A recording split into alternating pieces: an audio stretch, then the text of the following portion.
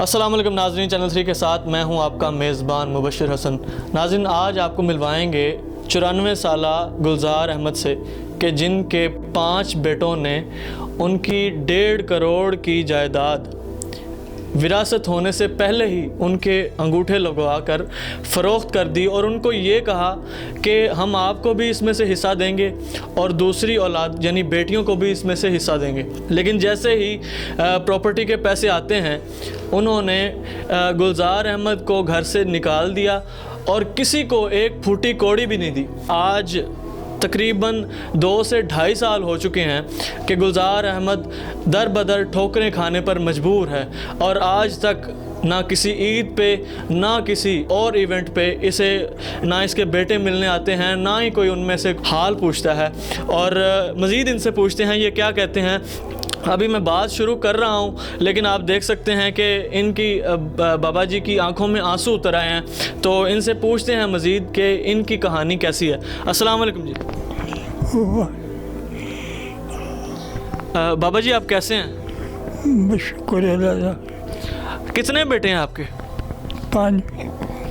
اچھا، تو انہوں نے کیسے آپ کی جائیداد جو ہے وہ آپ سے لکھوا لی؟ کیا پروسیس، کیسے یہ سارا معاملہ پیش آیا؟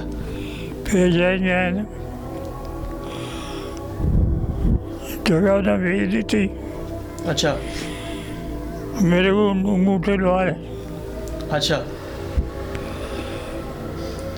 ناظرین، آپ دیکھ سکتے ہیں کس طرح بابا جی جو ہیں گلزار احمد کس طرح اپنی داستان سناتے ہوئے اشک بار ہو چکے ہیں، اور ان کو ساری، کیونکہ انسان اپنی اولاد کو سب سے بڑھ کر رکھتا ہے اور اسے پالتا پوستا ہے، اس کا خیال رکھتا ہے، لیکن وہی اولاد جب بڑی ہو کر ماں باپ کو ہی اس گھر سے نکال دے جو گھر ماں باپ نے ہی اپنی اولاد کے لیے بنایا ہو، تو پھر اس انسان کے لیے کیا عالم ہوگا۔ ان سے مزید پوچھتے ہیں۔ اچھا بابا جی، جب انہوں نے انگوٹھے لگوائے کیا کہا تھا انہوں نے؟ آپ کو بھی حصہ دیں گے؟ پھر اچھا حصہ دیا جانو؟ پھر دیا نہیں، آپ نے پوچھا نہیں کیوں نہیں دیا؟ میرے مسجد اچھا ملتے ہی نہیں ہیں آپ سے؟ اچھا یہ بتائیں کہ اس کے بعد انہوں نے آپ کو گھر سے کیسے نکالا؟ کیا کہا انہوں نے؟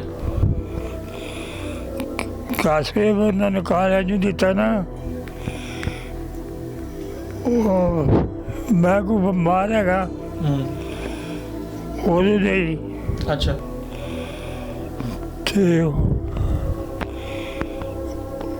انہوں نے روڑ ہی نہ مینو وایا آگے دے کہ میری بیٹی اتنے۔ اچھا یہ کو چھڈ گئے نہیں۔ اچھا آپ کو بتایا بھی نہیں، بس آپ کو گاڑی پہ بٹھایا یہاں پہ چھوڑ گئے؟ ہاں، اب آپ کی بیٹی کے پاس چھوڑ گئے؟ ہاں جی، میں اپنی بیٹی کو۔ حکومت سے اس بارے میں کیا کہیں گے؟ مہربانی انہیں دی لے چنگی گل ہے۔ ناظرین ہمارے ساتھ موجود ہیں گلزار احمد کی بیٹی، ان سے بات کرتے ہیں کہ یہ اس بارے میں، اپنے بھائیوں کے بارے میں، اس سارے معاملے کے بارے میں کیا کہنا چاہیں گی۔ السلام علیکم جی۔ وعلیکم السلام۔ ماں جی بتائیے گا ذرا کیا کہنا چاہیں گی اس بارے میں، یہ کیا معاملہ ہے سارا؟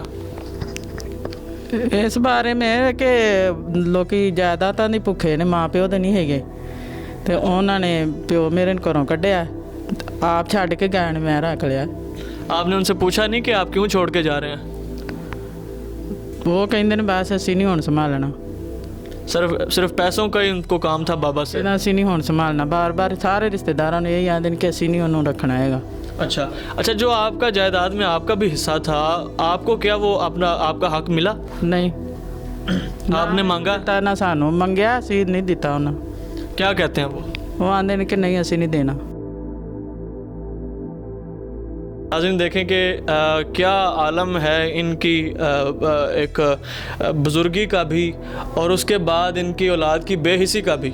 اللہ پاک ایسی اولاد کسی کو بھی نہ دے جو اپنے والدین کو ہی گھر سے نکال باہر کرے۔ ہمارے معاشرے میں ایسی بیسیوں کہانیاں موجود ہیں جہاں والدین کو بوجھ سمجھ کر گھر سے باہر نکال دیا جاتا ہے، اور اکثر آپ نے دیکھا ہی ہوگا کہ اولڈ ہومز میں جمع کروا دیا جاتا ہے کہ ہمارے بچے جو ہیں ان کو بیماری نہ لگ جائے، کوئی حالانکہ جب انسان چھوٹا ہوتا ہے تو تب اسے بھی بیماریاں لگنے کا اتنا ہی خطرہ ہوتا ہے جیسے بڑھاپے میں انسان کو ہوتا ہے. تو جب ماں باپ آپ کو بچپن میں سنبھالتے ہیں وہ اس بات کا قطعی طور پہ خیال نہیں کرتے کہ ان کو کوئی بیماری نہ لگ جائے آپ سے.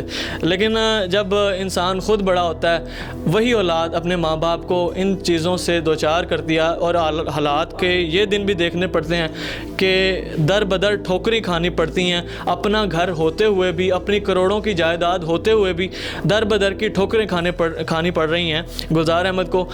ناظرین, گلزار احمد اکیلے نہیں ہیں, ان جیسے بہت سے گلزار احمد پاکستان میں نہیں پوری دنیا میں موجود ہیں.